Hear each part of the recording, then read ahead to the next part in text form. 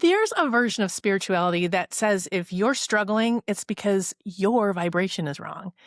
If you are struggling with your magic or you have big, overwhelming emotions, that you are the problem. But see, the thing is, I don't think that's healing. I think that's a trap. What if those feelings aren't failures, but signals, lessons? And that's what we're going to get into today. Hi, this is Jackie Smith, and in this episode of Chats with Aunt Jackie, I'm joined by Laura Tempest Zakroff to talk about the energetic purity trap. The idea that if women are struggling, or they're angry, or afraid, or grieving, or not manifesting what they want, their vibration must be wrong. And we're going to take that apart. So I want to introduce everyone to Laura Tempest Zakroff. Laura is a professional artist, a best-selling author, a performer, a modern traditional witch based in New England, and they've written some of the most influential books of contemporary witchcraft and sigil magic, like Weave the Liminal, Sigil Witchery, Anatomy of the Witch, and she's created some really cool oracle decks, the Liminal Spirits Oracle.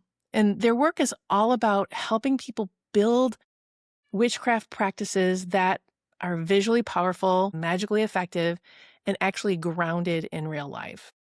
And I would like to welcome you, Laura. Welcome. Thank you so much, Jackie. I'm excited to be here and chatting with you. This whole conversation started because my sister sent me this manifestation video. And the video told people that the universe doesn't respond to their pain. It only responds to their vibration. So if you're not vibrating right, then you'll get nothing, no matter what effort and energy you put into it. And then she took the quiz, because it came with a quiz, and she was at a 20%, whatever that means. And so, of course, it fed her into buying a program for, 30 cents a day. And we started this conversation, and I got to tell you, I became viscerally angry at this purity trap. And when you hear women being told that their pain and their anger or their fear is low vibration and all that, all their fault, what does that bring up for you as a witch? I think first hives. As soon as I hear vibration, I'm like, oh, like shoulders back down. Right. It's a misuse of the word. It's the Yes. misuse of the concept. When I look at the universe and that everything is in motion and that there are, as a dancer, that different drum rhythms and patterns, affect our moods and our connectivity to each other, levels of brain state, all of that. Like, those are actual vibrations that we are enacting, not you don't live in a problematic society that's influencing you at every turn. It's you. Like, what? Right. Yes. I mean, it's like they've turned it into a ranking system. Like my vibration is higher than yours. And I can't say this is anything new. I mean, this is something that folks have talked about for a while, and, good vibes and all this other stuff. And there's a whole thing about alignment. And it reminds me of, and they talk about the purity trap. Not they. I've been talking about the purity trap. This is a trap that in the wellness industry, you are not, no matter what you're doing, it's not good enough. Listen, I'm a professional dieter. I've heard from no matter what's happening, whether it's working or not, it's because I'm doing something wrong. Not that there's something not working right and that everything needs to be pure. You need to juice more, fast more. And I get really concerned about this continual movement toward purity because life is just really messy. Yes. Like, it's just to observe nature around you. I mean, like, are the birds doing a juice cleanse right now? Is that what's happening? Listen, there's a time and place for everything, right? And so one of the things that I love about the work that you've done is that you teach people the tools, and you teach people, whether it's in dance, you teach people the moves, and then, or the sigil work, you teach people about the different pieces and parts, and then show them how to put it together in the moment and how everything is subjective to what's going on. And it's not about getting it right. It's about doing it. You have to be engaged, and I think with the purity trap, right, is it's still seeking someone else's approval to accomplish what you need, and, like, they're holding the yardstick. Like, "It's not even real, the yardstick does not exist. There's a spoon, there is no yardstick." No, and I think it hits women. I just finished the book Burnout, and one of the things I love that they talked about is the human giver syndrome, Mm, that a lot of women deal with it, that there is a message that we get kind of from birth, through generations, is that we must give. Even like when I was a kid, the careers open to me were all about caretaking and giving. mhm. And if you're not in constant giving mode, which is again that purity trap, if you're not in constant giving mode, then there's something wrong with you. You're not Right, doing enough. you're being selfish. Nice little is that on the same scale of, low vibration? You're selfish. You're taking care of yourself. How dare. Right, right. How dare you put yourself first or manage your own energy? And I think if we were to take this toxic thought process of high vibration or pure vibration, and we bring it into magic and the messiness of magic. If someone's experiencing that, like my magic's not working, I'm doing my spells, I'm doing my stuff, or I'm having these really big feelings about my life or what's going on in the world. How would you take somebody through approaching that and saying, okay, so it's not working or you're feeling overwhelmed? Well, as a modern traditional witch, a lot of my more rooted structures come from what's happening in my space. Am I connected to my own body, which most people are not. They're living up in the head or they're living outside of their body because our society also tells us our bodies are wrong or evil or ugly or all of those things. So that immediately pushes people out of their most powerful magical tool.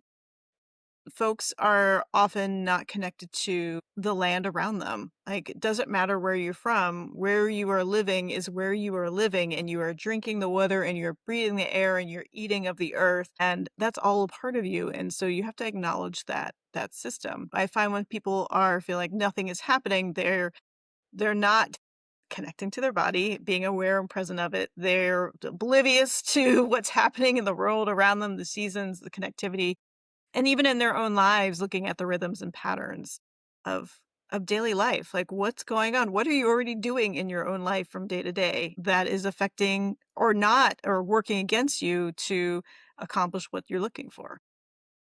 I remember that several years ago when I was struggling with so many things in my life, whether some of it is we're coming out of the pandemic, business was changing, et cetera. And I got into this class with this one woman, and it was all, I didn't realize I was getting into that trap, because if I'm not thinking right, manifesting right. It was like, I didn't realize how much it was based on The Secret. You know, if you think it, it will come. And it's like it made it worse for Mm, me. Kept feeling less and less like there was this, look how I do these things. Look how beautiful I am. And I'm like, oh, that's not my jam. But it was so convincing because it felt like it was vibing with me. Well, vibrations, right? Like it was of my world, but there was this little hint of it. And after the class, it took me a little time to deprogram myself, like the difference between personal development work versus like self erasure. And I love how in magic, and the way I was brought up in magic, it's really about, are you grounded? Are you connected with the earth? I developed a little thing with my students. I have them do when I first start teaching class, which is literally I have them put their finger on their nose and say, I put my nose in my nose, my toes in my toes, my spine in my spine, and my spirit in my body. And it's just like this silly little thing that gets you out of the moment. But just doing that changes the whole energy of the class. And because it's not I just, people think that high vibration is better. Like, for instance, everyone loves sage for cleansing because it raises your vibration, or sandalwood for cleansing. I love peppermint mm. and rosemary and more earthy things because it's so much easier to let go of it and let it fall, to vibrate. I'm going to use that word again, to get into the rhythm of the earth. And that's really where we belong. It's so much when we get into the high and low, and we've seen this in Western occultism with magic, right? The low magic is looked down upon versus high magic. And how is that defined? Well, is that down and dirty witchcraft versus ceremonial magic? Is that working with the earth versus working with the gods? Which, like, if you see the divine is present ever, there's no difference of what whether you're working with the tree spirit outside or you're working with Kalima, or the Morrigan or Kernanus. Like, it's present everywhere. Mhm. Building relationships with these plants, spirits, deities, ancestors, all of that, it puts you into a sense of order. To say you become the axis mundi of your world, but you kind of, are reorienting yourself, right? And it also allows you to actually see the effects, the difference of using that rosemary or that peppermint, right? And what it does versus like that the sage. I call sage the Uber vacuum, right? You want to clear things out, that's great.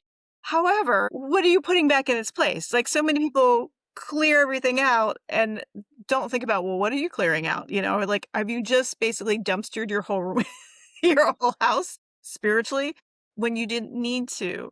Where, working with the plants that are available around you, plants that are relative to your folklore and your tradition, are going to be more potent and mean more when you stop to think about it and work with it. And it's not this ancient secret lore, as much as you can go out and have a conversation. I had a conversation with my rosemary plant this morning. That's that's my favorite herb ever. It's great. It's missing from everything, to be honest with you. If your dinner doesn't taste right, it probably needs rosemary or cumin, you know? Yeah, it's flavor, people, flavor. I just was in Seattle, and that's where rosemary grows very large. Like, people just have it as bushes, and you can guarantee I am molesting every plant that I'm going by, just like, and taking that moment to smell it and be present, right? And that, I think, is also the difference of like seeking an answer great outside of yourself that's been packaged to you to raise a vibration versus like just touch the plant, smell the plant. You just said something really powerful, which is so often in the new age, well, it's not new age anymore, in the current spiritual world, Mhm. people want to keep it really mental. I'm just going to meditate on this. I'm going to think my way through this. I'm going to bring spirit in and or even with myself. I mean, I work a lot in the Akashic records, which is a very spiritual mental process. But I always bring everyone down to what do you need to do and touch and feel and act. And that's what I love about being a witch is because it is it's about that. I have my candles lit. This part of my process. I need to do something. I need to feel something, smell something, be something. Because when you don't know how to be a thing, when you don't know how to work in a certain way, you bring your tools in and then they start to do the work for you while you learn how to work that. Mhm. Now, I'm curious about something. I met you several years ago, gosh, 10, I don't know. It's been a minute. And and you just came into my world and my life with such a great amount of wisdom and experience. And every time I talk to you, it's like, hang on, I need my notebook. I'm going to write that one down too. So how did you get to this place, like going from where you are to now being a full-time witch, which is a fun thing to be? It starts back in childhood of being the weird kid playing with sticks in the backyard, and figuring things out and realizing that I had a very different way of approaching the world than a lot of the people around me. Now realizing that is somewhere being on the neurospicy spectrum explains a lot of that. But that didn't really exist when I was growing up. And I also, formally trained as an artist.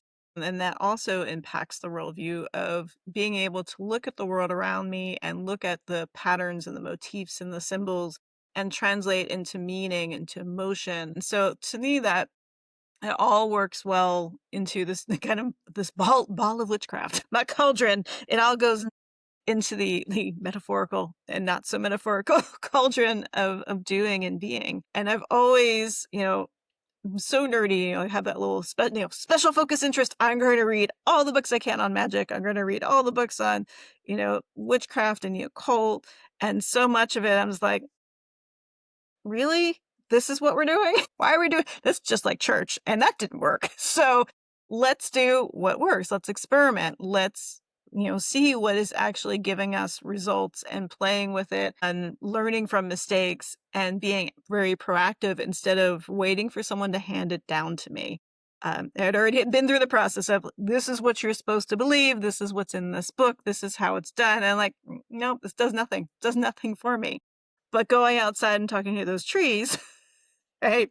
Or moving my body in ritual and connecting music to it and working with other people in a way that is ecstatic is life changing in being present in all of that. So it's the tactile, it is, going back to the body, it's like the movement, the smells, the sensations, and recognizing that we are on this journey as physical beings. Yes, we're spiritual beings, but we are in a physical realm for a reason. So you might as well start working with the physical.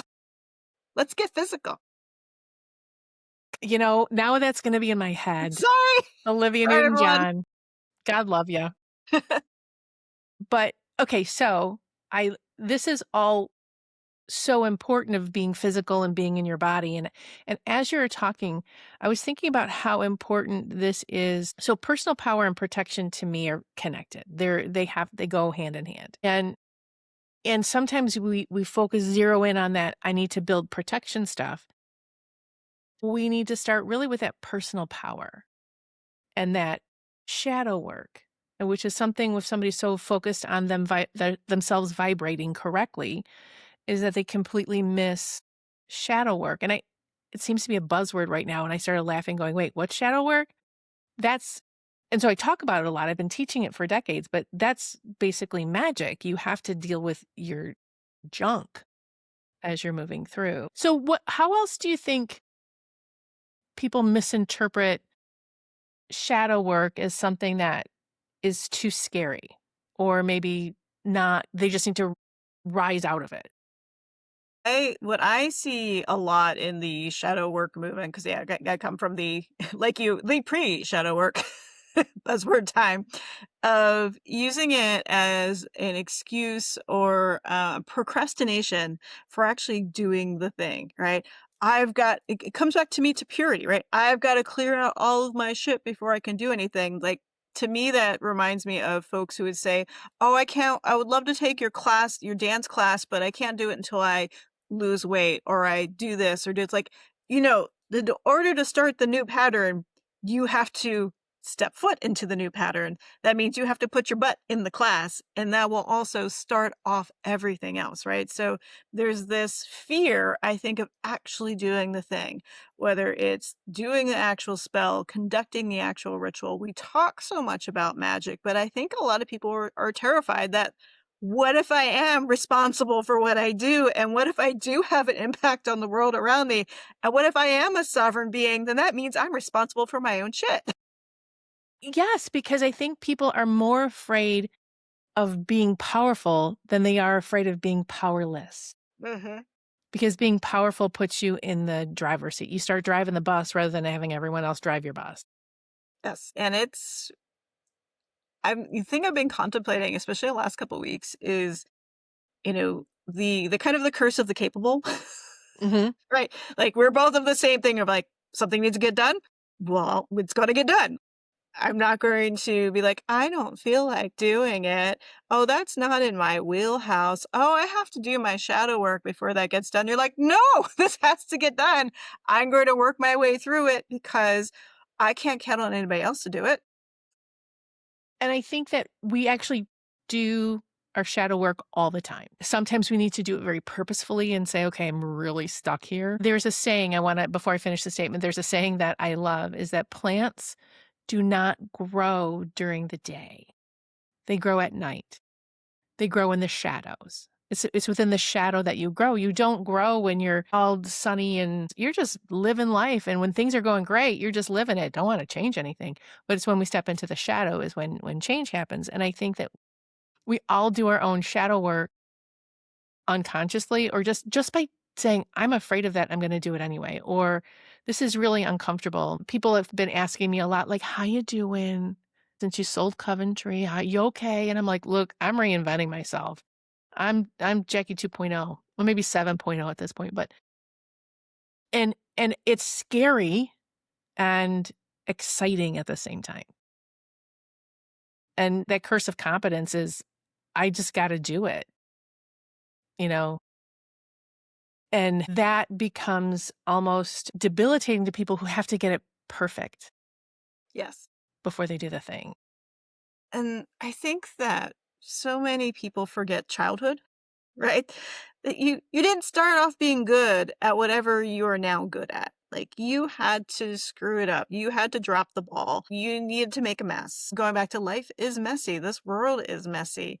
And you need to be constantly working at it and allow yourself to mess it up and look stupid at times and say the wrong thing, do the wrong thing. But learning from it is the greater power, and to recognize, like, that didn't work. Or, oh my gosh, it actually did work. I did the thing, right? Like, let the dopamine come in.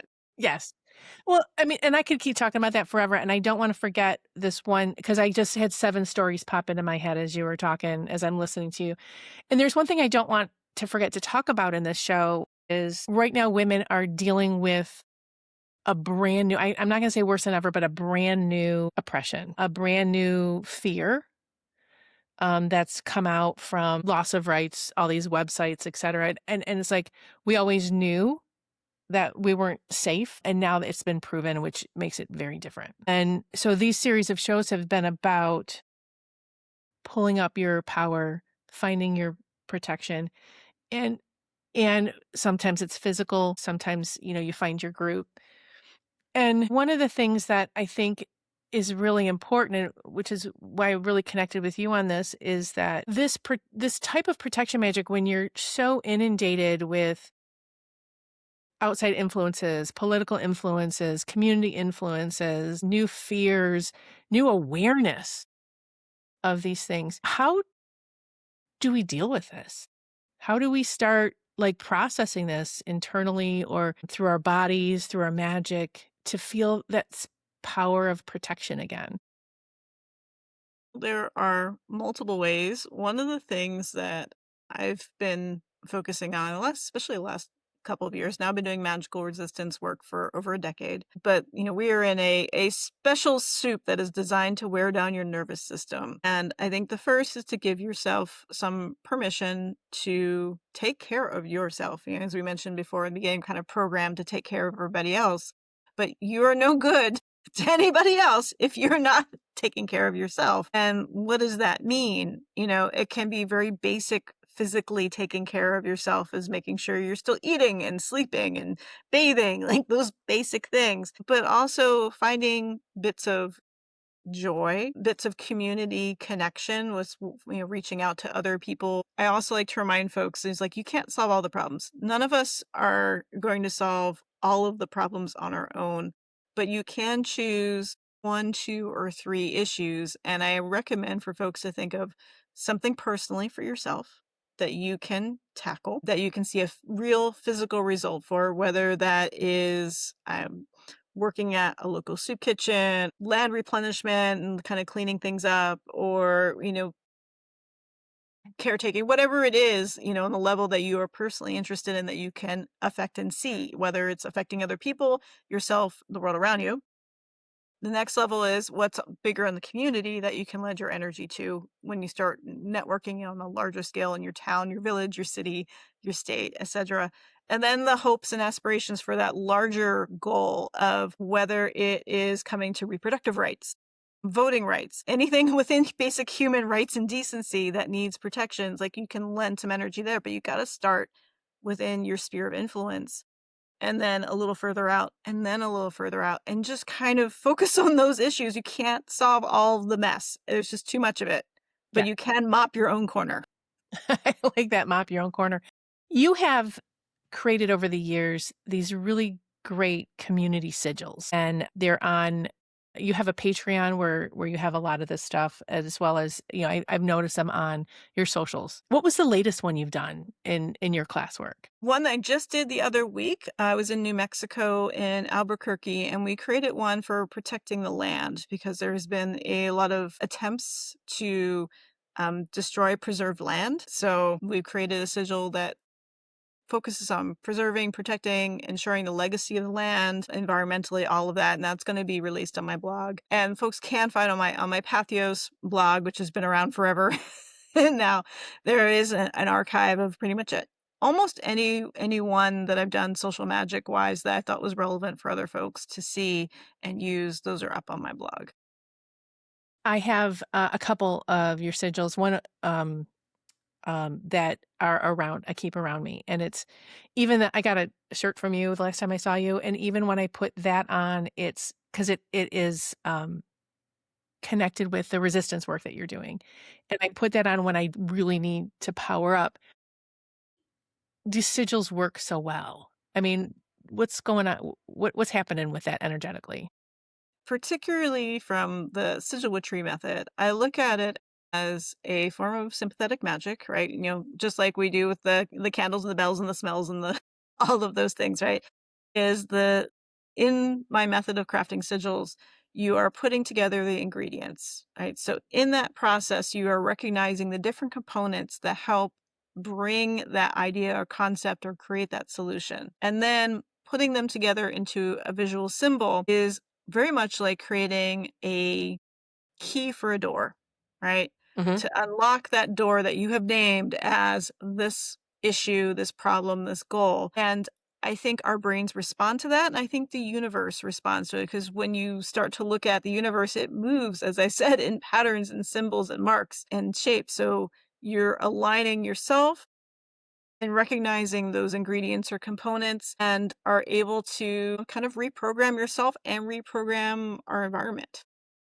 I agree with you because our brains are built on pattern recognition.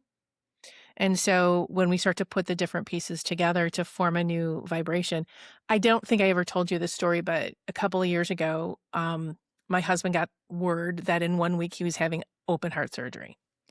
And and I think I was freaking out a little bit more than he was. So so I opened up Sigil Witchery, went through the whole thing. Got into a nice grounded meditative space and I built a sigil for him. And then I think it was also for me to stay calm. Mhm. And, when everything was all done and the surgeon came to find me in the waiting room, he said, "Never seen a heart so healthy. Went perfectly. This textbook. I wish I'd videoed it." So what it did is I brought it with me and I drew it on my hand. And because I just kept thinking, I need to see this. I need to look at this. I need to focus on this as the outcome. This is the energy that's surrounding me instead of my internal big freak out because this is big, scary words. Open heart surgery. So I needed to, every time I started thinking about that, I looked at the sigil to say, this is the energy about this. It's not the fear. I'm not bypassing the fear. What I'm doing is I'm rewiring the fear. And I think that's a big difference in like just trying to elevate your vibration versus working your energy, which is what magic is all about. When you're rewiring it, you're stepping into the shadow and saying, what is the lesson I have here? What do I need to know about this? And that's what I love about the sigil work is that you're coming in with the knowing of the problem and you're saying, how do I rewire it? How do I take it into a new perspective so it works with me? And so that's how I found the sigil work that I've done that I've learned through you and using your books and in your Oracle deck. And it's been very effective. Thank you, ma'am. You're welcome. You're sovereign in your process, right? You like recognize that you do have a place and a say and a creative part. I think that's one of the most wonderful thing about sigils is that you put you in the position of the creatrix, right? Yes. To be able to really craft and plot the path, right? Because I think so many people, especially when they're getting up in their head, they're just looking at, "That's the goal," but they have not drawn the map to get to that goal. And that's what to me, I'm way too grounded in Virgo to not know why it works. So I've used the different seals of Solomon, the pentacles of Jupiter, Saturn, etc.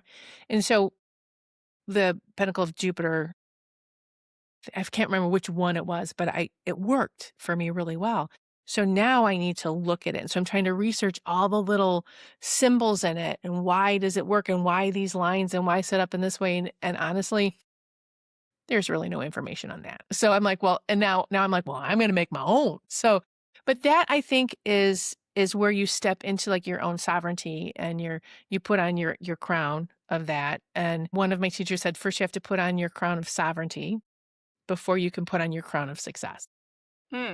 That's a nice way of putting it. The other thing I want to talk about real quick is there's no shame in this process. Wherever you are, let's talk about that a little bit about because we're talking about putting on our crown of sovereignty here. And that so many people like they feel shame when things aren't working right or working the way they expect it. What do you say to somebody who starts going into that place of shame? I did it wrong, or there's something wrong with me, or I'm. It's tough because our society loves to steep us in shame and guilt, right? So part of it is kind of backtracking and like, okay, well, why? Why don't you think it worked? What's going on here? Why are you putting this as your fault as well when it is probably a collective it's a collective effort of fault, right? Right. It's just, I guarantee for most of those folks who are focused on the shame or the discomfort is comparing themselves to other people, comparing themselves to the myth. You just have to open up Instagram to see the myth of many people. Here's everything so beautiful and in its place. Hey, Instagram is our new mythology. Yeah, I'm an artist. I love aesthetics, but I'm sure if someone who was a pro, in media, I'd be like, your stuff is not consistent enough. You need to have like a color that goes through everything. And so like, no, you're gonna see pictures of my cat. You are gonna see pictures of Derpy. Along with the sigil work, the things that I'm doing, which are successful. It's like it doesn't all have to match. It all doesn't have to be perfect. It is gonna be messy. It is gonna be those moments where you're listening and you're like, did does this feel right? I followed this by the book, but I feel like I should do something more. Then do the something more. Or if you feel you should do something less, like you're stopping the process of following your own intuition and you're listening for someone else's opinion. And I think that's where the shame comes in. Yeah. And I think that's when we start to fall into those shame bubbles that we lose our magic. Hmm. So how do we get our magic back? Do the thing. Do the thing. Do the Yes. thing. Make the mess. I 1000%. So real life, years ago, I have arthritis in my knees and it was just really messing with me and I didn't even want to go up and down stairs and I'm like, I'm way too young for this. So I did the thing. I got a trainer and I went to small group training and I went for weightlifting. I've never weightlifted in my life. Terrified. I could like barely get to like a 45-degree squat. It was like terrible. But I did the thing. I showed up. I did it horribly. I started with an empty bar. And he goes, you could lift 150 pounds. I'm like, oh no, I can't do that. And he goes, well, guess what? You just lifted 160 because you tricked me. But I just did the thing. And to the point where I had to stop working with a trainer because of cash. But once at my personal best, my deadlift was 285 pounds. My back squat was 200 pounds. And that's a lot. That's a lot. So now I'm back. I'm not working with a trainer, but I'm back to doing it myself. And it's like I got to this place where I just want to work with my trainer. But I just started doing the thing and just doing the thing. It's not perfect. I didn't really do all this stuff, but I just did the thing. And so you don't have to draw a nice picture. Your spell doesn't have to be pretty or perfect or work exactly the way you want it, but you learn. When you do the thing, you continue to learn what you Yes. have, what you're about. And I And I think think also that that is, that builds your power more than anything else. yes. I'm And with you. realizing that you don't need permission, from a nameless entity or the collective. someone out there in the world decided that this is the way it's supposed to be. So if they can decide that it's supposed to be this way, you can decide. You can become the decider in your own life and do the thing you want it to do and do it in your way. You can say, "No, we don't eat breakfast for breakfast. We eat breakfast for dinner." Or we don't eat breakfast. We eat sandwiches in the morning. Who cares? So you can be the decider. Those rules they're not always meant for you. No, you have to craft your own traditions. We see that so often in witchcraft as people are looking for the most authentic and the most oldest. I'm gonna put lots of all the quotes around that. Yeah. So traditions that work because trial and error and experimenting and asking why or why not and finding out how things work, which you can't do unless you do the thing. There is a purity trap going on in the magical community as well, in the witchcraft community, which makes me sad because we all learn from each other. Our world has become a lot smaller. I'm not saying to appropriate or anything like that. If you're going to learn a tradition that is of not of your lineage, then you need to make sure you're respecting Mhm. the people of that lineage. Yes. You need to give to their community because their community is giving to you. This thing of like 100% stay in your lane or you're not good enough or that we are enough. All of us are enough. And I just if I can remember that. I just want to pass that on to everybody else. So how can people find you and find your work and stay connected with you? I have one of those old things called a website, which is lauratempestzakroff.com. And I'm on the various social media, Facebook, Instagram, Threads, YouTube. I'm not on the TikToks. Yeah. So, but I'm pretty easy to find. And even if you don't spell my name right, you'll probably find me. I love it. I love it. Is there anything coming up for you that people need to know about and participate in? Well, I feel like I've just all these things have come out this year, such as Tarot by Tempest, which is my latest book about exploring the tarot through meaning, movement, and math. Ooh, Yes, I know all the scary things. 3 M's.